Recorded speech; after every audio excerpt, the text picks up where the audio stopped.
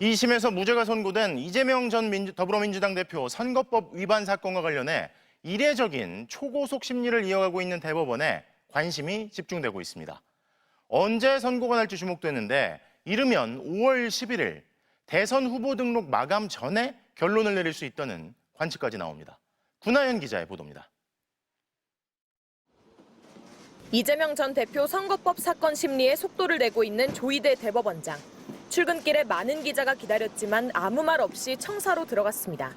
조 대법원장과 11명의 대법관으로 이뤄진 전원 합의체는 오늘 이 전 대표 사건 두 번째 심리에 나섰습니다. 지난 화요일 이 전 대표 사건을 전원 합의체에 회부하고는 당일 곧바로 첫 번째 심리를 한 지 이틀 만입니다. 통상 전원합의체 심리를 한 달에 한 번꼴로 하는 걸 감안하면 사흘간 두 차례 한 건 초고속입니다.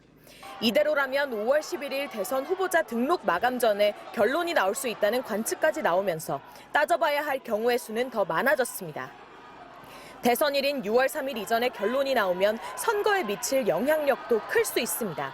무죄가 확정되는 경우 이 전 대표는 사법 리스크를 더 확실하게 털어낼 수 있습니다.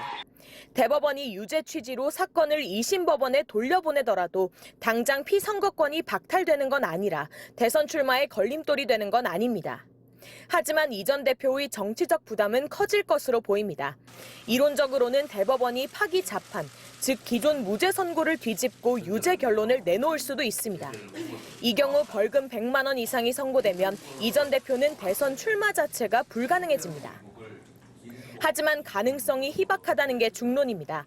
2심 법원에서 무죄로 판결한 만큼 유죄로 결론을 뒤집으려면 사건의 사실관계부터 양형까지 검토해야 할 것들이 많기 때문입니다.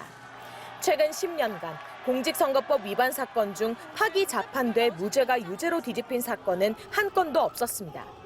만약 대선일까지 결론이 나지 않은 가운데 이 전 대표가 대통령에 당선되면 헌법상 불소추 특권 조항의 적용을 받는 이 전 대표의 재판이 중지되는지를 놓고도 논란이 일 것으로 보입니다. MBC 뉴스 구나연입니다.